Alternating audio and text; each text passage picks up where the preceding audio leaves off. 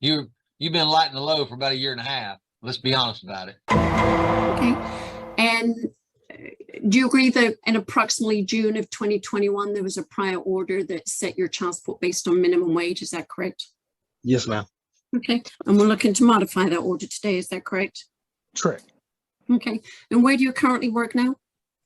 City of Beaumont. Okay. Now, in that non-agreed that we filed, we have your monthly gross income as $5,771. Do you agree on that monthly income? Yes, ma'am. Okay. And we gave you credit. You cover the health insurance through your employer with a cost for the children with a cost of $204.98. Is that still about right and what you agreed to? Yes, ma'am. Okay. And for the dental, there's a cost monthly of $17.90 for the dental. You agree with those dollar amounts? Yes, ma'am. Okay. Now, do you agree to the actual calculation that we came up with based on Guideline Support of $980? So you asked me earlier, I said yes. I was looking at my net. So from the gross, when I take home from after they take taxes and deduction, I take home approximately $3,922. So if you do the percentage of the $980 that's being requested for child support, that's still coming out to nearly 25% out of my check, out of net.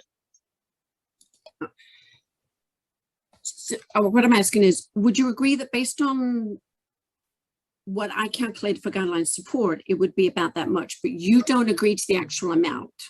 Correct. Why? Oh, Can you let the court know why? Okay, I explained one of the reasons just now. So my net take home is $3,922. When you do the percentage of $980 off of that, it's still 25%. It's still not accounting for any deductions. One of the deductions is me having another child. I believe there's supposed to be a 3% deduction on that. And also whenever I have the kids, I still have expenses when I have Amari and RJ. Okay, and so what are you asking the court to set the child support amount at? I was asking for $750, somewhere around that ballpark. Nothing too low because I still want to support my kids. I'm not trying to lowball or anything like that. Just I still have expenses. I still have things that come out of my check. I still have to pay for lots of things on my end, and I feel like $750 would be enough to take care of that. So my youngest with Sierra, Amari, she's no longer in daycare. That was one of the biggest expenses that I know she had when I was paying child support when I was working. Now she's not in daycare. I believe those expenses are cheaper, you know? Okay. Do you understand that the calculation that we have, it is based on Guideline child support? You're just asking the court to set it lower because you have other expenses. Is that what you're asking? Yeah, I understand that. Okay. No further questions, Your Honor. Mr. Slaughter, how many children altogether do you have? Oh, my apologies. Okay. I'm sorry, how many? 3. 2 with Miss Sierra, and then I have one outside as well.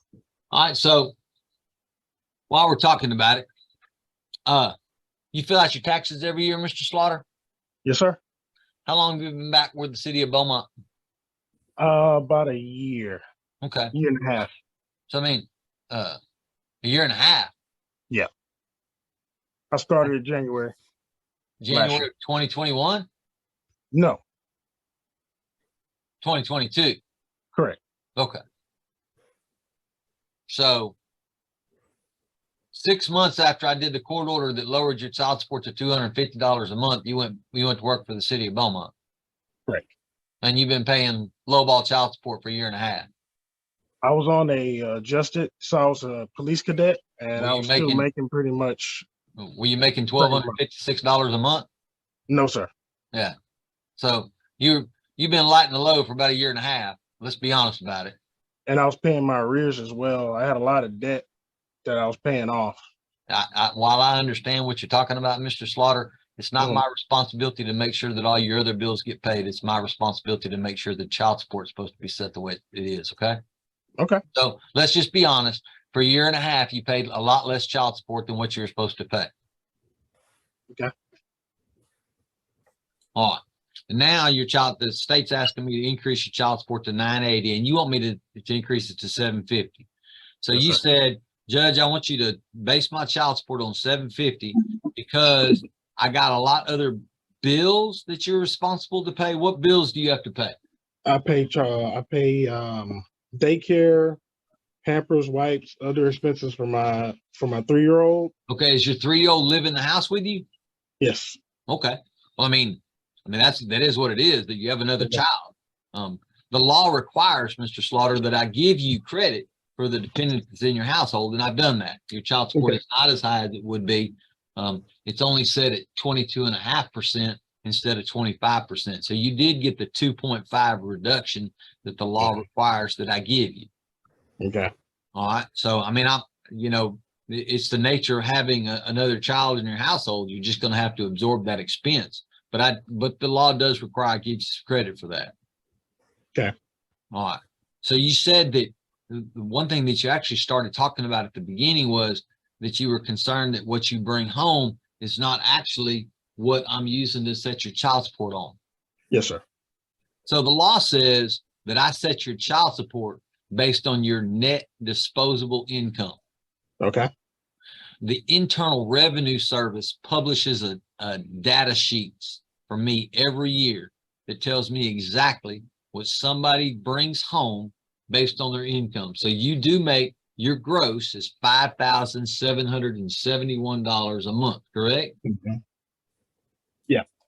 The Internal Revenue Service says the only thing that the federal government requires you to pay on $5,771 is $1,066.14. The Internal Revenue Service says that's all the taxes that you pay on that. Now, if you have a lot of other deductibles coming out of your check besides that $1,066, I'm not supposed to consider that. Okay.